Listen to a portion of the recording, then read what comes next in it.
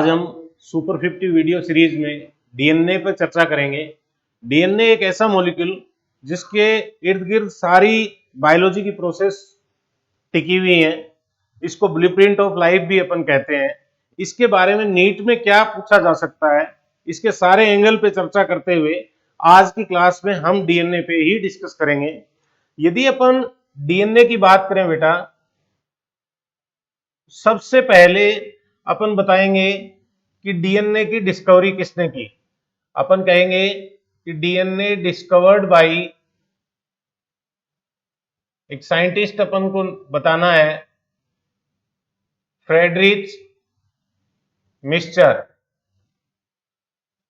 और किससे डिस्कवर किया इन्होंने पस सेल से डिस्कवर किया। किससे किया? डीएनए इन्होंने किससे डिस्कवर किया? पस सेल से डिस्कवर किया। घाव की एक बैंडेज थी, उस बैंडेज पे लगे हुए मटेरियल से जो सेल इन्होंने ऑब्टेन की, उस सेल से उन्होंने डीएनए को ऑब्टेन किया। डीएनए एक जेनेटिक मैटर है। एज ए जेनेटिक मैटर इसका फर्स्ट आइडिया अपने को किसने दिया? ट्रांसफॉर्मेशन एक्सपेरिमेंट से आया। किससे आया बेटा? ट्रांसफॉर्मेशन एक्सपेरिमेंट से। किसने किया? ग्रिफिथ नाम के साइंटिस्ट ने किया। और इंपॉर्टेंट बात यह है कि ट्रांसफॉर्मेशन एक्सपेरिमेंट में ट्रांसफॉर्मेशन जो है वो किसने किया, कंफर्म किया? 3 साइंटिस्ट है, एवरी, मैकलियोड एंड मैककॉर्टी। ध्यान देना, डीएनए एक जेनेटिक मैटर है। इसके बारे में बेसिक आइडिया अपने को ट्रांसफॉर्मेशन एक्सपेरिमेंट से आया। ट्रांसफॉर्मेशन एक्सपेरिमेंट किया किसने? ग्रिफिथ ने किया। लेकिन उस ट्रांसफॉर्मेशन को कंफर्म किसने किया? एवरी, मैकलियोड और मैककॉर्टी ने किया। ट्रांसफॉर्मेशन की बेसिक डेफिनेशन क्या है? अपने सराउंडिंग मीडियम से डीएनए के डिफरेंट टाइप को एब्जॉर्ब करके अपने मूल टाइप को चेंज कर लेना क्या कहलाता है? ट्रांसफॉर्मेशन कहलाता है। ट्रांसफॉर्मेशन एक्सपेरिमेंट किया किसके ऊपर था? एक बैक्टीरिया आता है आपके पास, स्ट्रेप्टोकोकस न्यूमोनियाई। कौन सा बैक्टीरिया?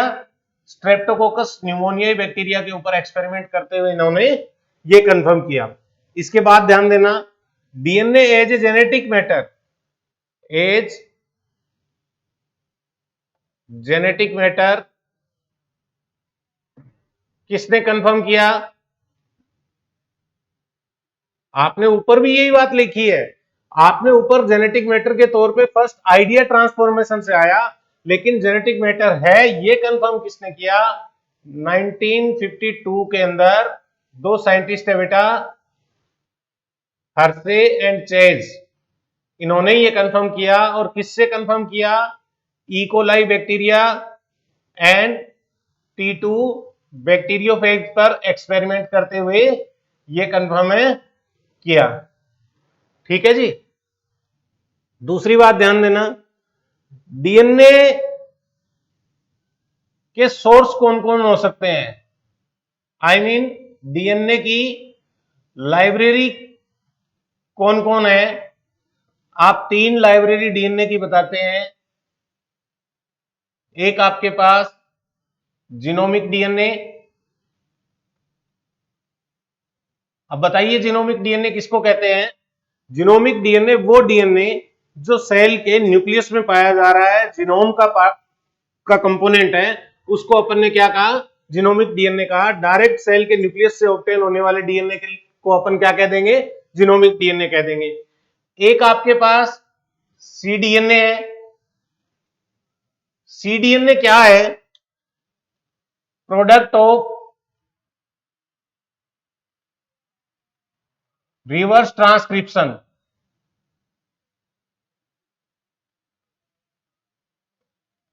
ध्यान देना, ये बहुत इंपॉर्टेंट है। रिवर्स ट्रांसक्रिप्शन से ऑब्टेन होने वाले डीएनए को आपने क्या कहा है? सीडीएनए कहा है।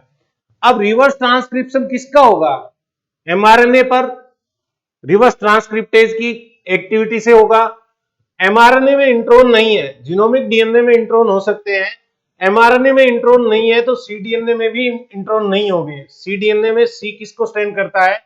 कॉम्प्लीमेंट्री डीएनए के लिए ये सब काम में लिया है अपन ने। आपको ध्यान क्या देना है बेटा कि जीनोमिक डीएनए में इंट्रोन है, सीडीएनए में इंट्रोन नहीं है। अब इसका फायदा क्या है? इसका फायदा यह है कि जेनेटिक इंजीनियरिंग में जब भी अपने को सोर्स डीएनए की बात करनी है, जब भी अपन प्रोकैरियोट के अंदर किसी फॉरेन डीएनए के इंसर्शन की बात करेंगे, जब भी हम प्रोकैरियोट डीएनए में यूकैरियोट डीएनए के डिजायर्ड जीन को इंसर्ट करने की बात करेंगे, तो हम कभी भी जीनोमिक डीएनए से डीएनए नहीं लेंगे, हम किससे लेंगे? सीडीएनए से लेंगे। क्यों लेंगे? क्योंकि आपके पास प्रोकैरियोट के अंदर इंट्रोनिक डीएनए नहीं है। प्रोकैरियोट के अंदर यदि आप इंट्रोनिक डीएनए इंसर्ट कर दोगे तो रिवर्स ट्रांसक्रिप्शन की प्रोसेस से बने हुए डीएनए के अंदर तो आपने क्या है? इंट्रोन नहीं लिया। प्रोकैरियोट में यदि आप इंट्रोनिक डीएनए इंसर्ट कर रहे हो तो उसमें आपके पास इंट्रोनिक एचएनआरएनए बनेगा। एचएनआरएनए बनेगा तो उस एचएनआरएनए की स्प्लाइसिंग जरूरी है, क्योंकि राइबोसोम इंट्रोनिक आरएनए या एचएनआरएनए की प्रोसेसिंग नहीं करता, रीडिंग नहीं करता, ट्रांसलेशन नहीं करता। मेरे कहने का मतलब है कि प्रोकैरियोट में आरएनए की स्प्लाइसिंग की मशीनरी नहीं पाई जाती। आरएनए की स्प्लाइसिंग की मशीनरी नहीं है, तो यदि हम प्रोकैरियोट के अंदर यूकैरियोटिक जीनोमिक डीएनए डाल देंगे तो वो जीनोमिक डीएनए अपना प्रोडक्ट नहीं बना पाएगा। इसलिए हम जेनेटिक इंजीनियरिंग के जितने भी एक्सपेरिमेंट है उसमें प्रोकैरियोट होस्ट सेल में कौन सा डीएनए डालते हैं? सीडीएनए डालते हैं। ठीक है बेटा। और तीसरा डीएनए कौन है? Synthetic DNA. Artificially in vitro culture DNA को अपन क्या मानते हैं? सिंथेटिक डीएनए मानते हैं। और ये सिंथेटिक डीएनए सबसे पहले किसने बनाया? एक साइंटिस्ट का नाम ध्यान रखना, कोरेनबर्ग ने बनाया, और दूसरा इंडियन साइंटिस्ट एच.जी. खुराना ने बनाया। ध्यान देना इन दोनों में फर्क क्या है? इन्होंने ऑन टेम्पलेट डीएनए बनाया था, यानी पहले से उपलब्ध डीएनए पर नए डीएनए को सिंथेसाइज किया था, और इन्होंने क्या किया था? विदाउट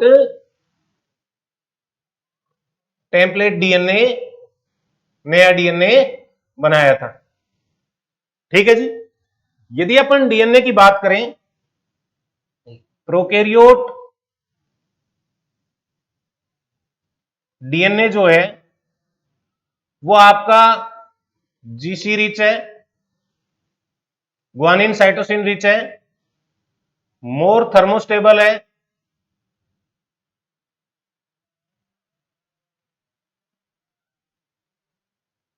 और माइकोप्लाज्मा को छोड़कर सर्कुलर डीएनए रखता है। इंपॉर्टेंट, इसके अंदर इंट्रोन भी आप एब्सेंट बताओगे। यदि अपन यूकैरियोट सेल की बात करें,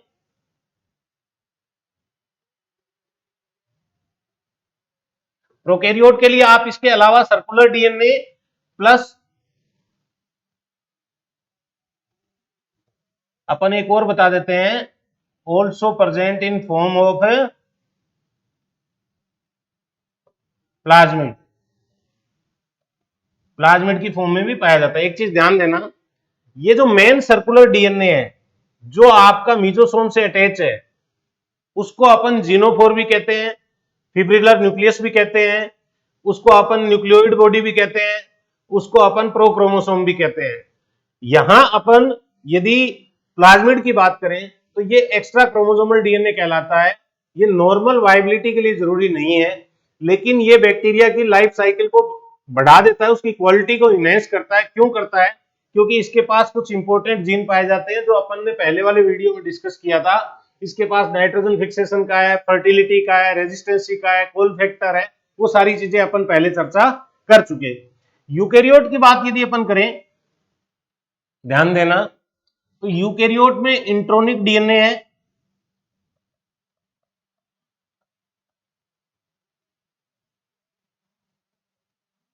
present in form of chromosome. और दूसरा अपने को क्या बताना है? ऑल्सो प्रेजेंट इन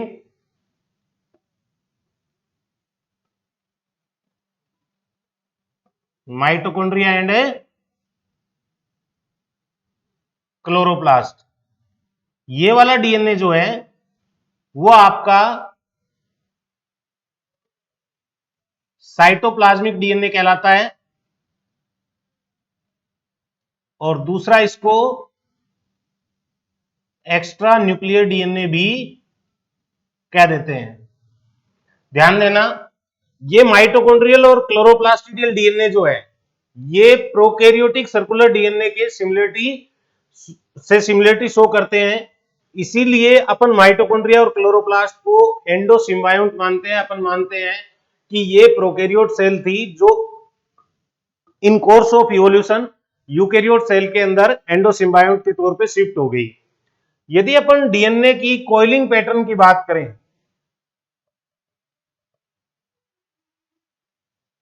किसके द्वारा होती है?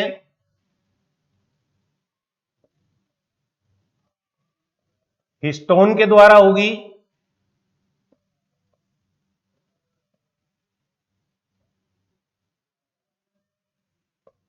और नॉन हिस्टोन के द्वारा होगी किसके अंदर? प्रोकैरियोट के अंदर। हिस्टोन के बारे में आप क्या बता सकते हैं? हिस्टोन एक बेसिक प्रोटीन है। बेसिक प्रोटीन क्यों है? क्योंकि ये आर्जिनिन एंड लाइसिन रिच है। आर्जिनिन और लाइसिन क्या है? दो अमीनो एसिड हैं जो आपके पास बेसिक नेचर के हैं। ध्यान देना बेटा, आपने डीएनए में यूकैरियोटिक डीएनए में कोइलिंग किससे करी है? हिस्टोन प्रोटीन से करी है। हिस्टोन बेसिक प्रोटीन है। आप प्रोकैरियोट के अंदर नॉन हिस्टोन से कोइलिंग बताते हो। ध्यान देना, जिस तरह हिस्टोन बेसिक है उसी तरह नॉन हिस्टोन प्रोटीन भी बेसिक ही है, लेकिन वो हिस्टोन के अतिरिक्त अमीनो एसिड रखती है, इसलिए अपन ने इसको क्या कहा है? नॉन हिस्टोन प्रोटीन कहा है। दूसरी चीज ध्यान देना, यदि टाइप ऑफ डीएनए की बात करें, किसके ब्याह पर? On the basis of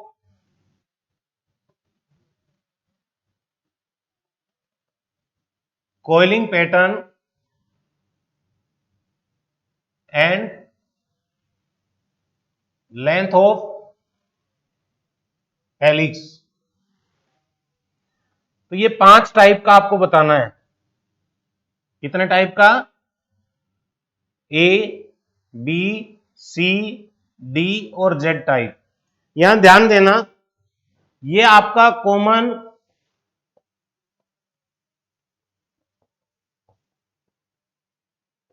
eukaryote DNA है,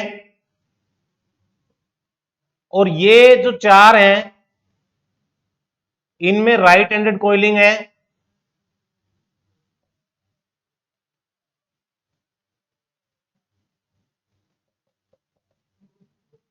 और ये वाला जो है इसमें लेफ्ट हैंडेड कोइलिंग अपने को बतानी है। इसके अलावा आपको क्या ध्यान देना है बेटा? डीएनए से संबंधित कुछ स्पेशल वर्ड्स हैं।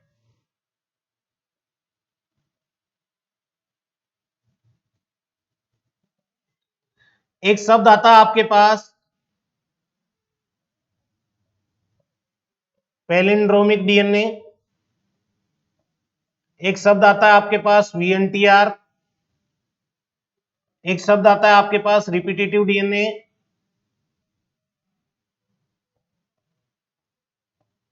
एक शब्द आता है आपके पास आरएफएलपी, और एक शब्द आता है आपके पास आरएडीपी। ये सब जेनेटिक इंजीनियरिंग से संबंधित टर्म है, इनके बारे में अपन चर्चा अभी कर लेते हैं। पैलिंड्रोमिक डीएनए किसको कहते हैं? वो डीएनए जिसमें दोनों स्ट्रैंड की रिवर्स रीडिंग जो है, आप एक स्ट्रैंड की 5 to 3 डायरेक्शन लें, आपने कहा कि सर ये 5 to 3 डायरेक्शन है एक की और ये दूसरे की 5 to 3 हो जाएगी। इधर से रीडिंग यदि इस साइड की रीडिंग के आइडेंटिकल है तो उसको अपन क्या कहते हैं, पैलिंड्रोमिक डीएनए कहते हैं। आपने एक डायग्राम आपने एक सीक्वेंस लिखी GCA और दूसरी तरफ भी क्या लिखी GCA। अब यहां पे अपन क्या लगाएंगे, T, G और C। इधर क्या लगाएंगे, G के सामने C के सामने G और A के सामने T। ये 5 to 3 डायरेक्शन, ये इधर से 5 to 3 डायरेक्शन। 5 to 3 इधर रीडिंग कीजिए, इधर 5 to 3 कीजिए, कॉमन रीडिंग है, तो इसको अपन पैलिंड्रोमिक डीएनए कहते हैं। पैलिंड्रोमिक डीएनए आपके कहां काम आएगा, आपकी जेनेटिक इंजीनियरिंग की शुरुआत जिस एंजाइम की डिस्कवरी से हुई, रेस्ट्रिक्शन एंडोन्यूक्लियेज को सारा क्रेडिट जाता है। उस रेस्ट्रिक्शन एंडोन्यूक्लियेज की एक्टिविटी की साइट ये सीक्वेंस होती है। दोनों तरफ से सेम रीडिंग, आइडेंटिकल रीडिंग रखने वाले डीएनए स्ट्रैंड को अपन क्या कहते हैं, पैलिंड्रोमिक डीएनए कहते हैं। एक चीज इसमें ध्यान रहना, कंफ्यूज मत होना। यदि मैं एक ही स्ट्रैंड के ऊपर 5 to 3 कॉमन सीक्वेंस लिख देता हूं, मान लो मैंने लिखा GCAACG, तो ये आपकी 5 to 3 यहां एक सिंगल स्ट्रैंड के ऊपर दोनों तरफ से रीडिंग क्या है, कॉमन है। तो क्या ये पैलिंड्रोमिक डीएनए है, ये पैलिंड्रोमिक डीएनए नहीं है। एक स्ट्रैंड देख के आप उसकी सीक्वेंस नहीं तय कर सकते। अपन दूसरे के साथ जब 5 to 3 की डायरेक्शन देखेंगे तो आपकी ये डायरेक्शन आइडेंटिकल, ये रीडिंग आइडेंटिकल नहीं आएगी, इसलिए अपन इसको पैलिंड्रोमिक नहीं मानते। पैलिंड्रोमिक डीएनए का डिटर्मिनेशन दोनों स्ट्रैंड की कॉमन डायरेक्शन की सीक्वेंस कॉमन होने पर ही आप उसको पैलिंड्रोमिक बोलेंगे। उसके बाद आपके पास रिपीटेटिव डीएनए और वीएनटीआर की बात करते हैं। आपके डीएनए में बहुत सारा पार्ट जो है जंक डीएनए है। जंक डीएनए किसको कहते हैं, इंट्रोनिक डीएनए है। इंट्रोनिक डीएनए किसको कहते हैं, यूजलेस डीएनए है। यूकैरियोट में more than 98% DNA junk DNA है। और वो जंक डीएनए 8 से लेके 60 न्यूक्लियोटाइड सीक्वेंस में किस छोटे बड़े सेगमेंट में रिपीटेटिव यूनिट के तौर पे पाया जाता है। और उस रिपीटेटिव यूनिट सेगमेंट को ही रिपीटेटिव डीएनए अपन कहते हैं। वो कितनी बार पाया जा रहा है, उसकी लेंथ कितनी है, उसकी पोजीशन क्या है, उस एक आइसोलेटेड सेगमेंट को अपन जो बार बार अपनी कॉपी बना रहा है, उसको उसके लिए एक शब्द अपन ने रिपीटेटिव डीएनए बोल दिया। उस रिपीटेटिव डीएनए के लिए ही जिसकी रेस्ट्रिक्शन एंडोन्यूक्लियस से काटे जाने पर अलग अलग ऑर्गेनिज्म पे लेंथ अलग अलग आ रही है, उसको अपन क्या बोलते हैं, रेस्ट्रिक्शन फ्रेगमेंट लेंथ पॉलीमॉर्फिज्म या आरएफएलपी बोल देते हैं। उस आरएफएलपी का एक पैटर्न जो बार बार आपके पास रिपीट हो रहा है, उसको अपन वेरिएबल नंबर टेंडम रिपीट के तौर पे वीएनटीआर बोल देते हैं। वीएनटीआर के दो टाइप है, जो 10 न्यूक्लियोटाइड से छोटा है उसको माइक्रो सैटेलाइट बोलते हैं, और जो 11 से 60 न्यूक्लियोटाइड लेंथ का है उसको मिनी सैटेलाइट बोलते हैं। आगे चल के हम डीएनए फिंगरप्रिंटिंग पढ़ेंगे, जिसमें अपन अननोन डीएनए की मैचिंग करते हैं। उस डीएनए फिंगरप्रिंटिंग में काम आने वाला जो सोर्स सेगमेंट है, जिसको अपन मिनी सैटेलाइट या वीएनटीआर का एक पार्ट बोलते हैं, वो भी अपना क्या है, रिपीटेटिव डीएनए का ही एक टाइप है।